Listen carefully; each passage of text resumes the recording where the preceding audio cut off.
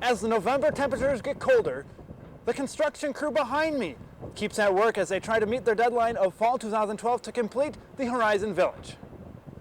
We recently completed a master planning process where we engaged the services of a consulting firm out of Chicago, and they reviewed our entire program and our facilities.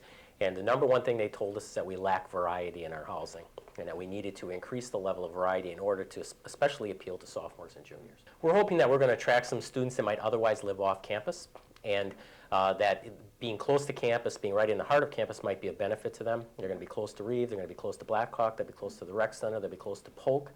We also hope that our sophomores particularly, they don't mind as freshmen living with a roommate in a traditional residence hall. I think that's kind of an expectation. It's a rite of passage.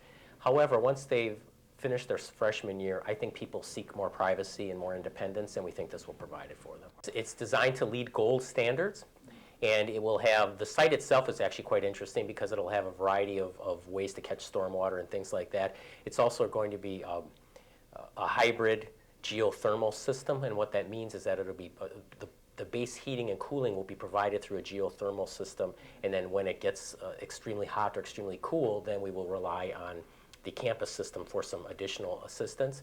But the whole building has been designed, the way it's oriented is designed to maximize natural light. There's no true north or south exposure, so you won't have one side of the building being very hot and one side being very cold.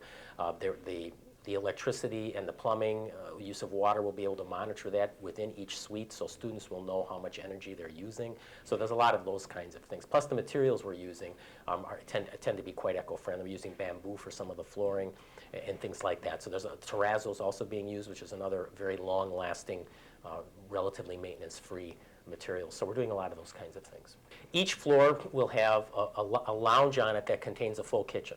So we're trying to get people out of their apartments a little bit, their suites, in order to do some community building within those kitchens.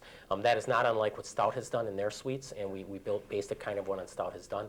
Also, we have some other common spaces both on the first floor and on the end of each wing. There's going to be some beautiful lounges that are glassed in that have great views both of the campus and actually of the river. And then finally, we're going to have a very large bike storage room in the lower level, so there'll be room for up to 80 bikes, which is really nice because, as you know now, if you walk around campus, there's bikes hooked to every tree, every light pole, and we're going to try to reduce that by having an actual indoor bike storage area. The Horizon Village will be the first new dorm on the UWO campus in 40 years. It will offer state-of-the-art facilities to students and a new great living environment. For Titan TV News, I'm Ted LaRue.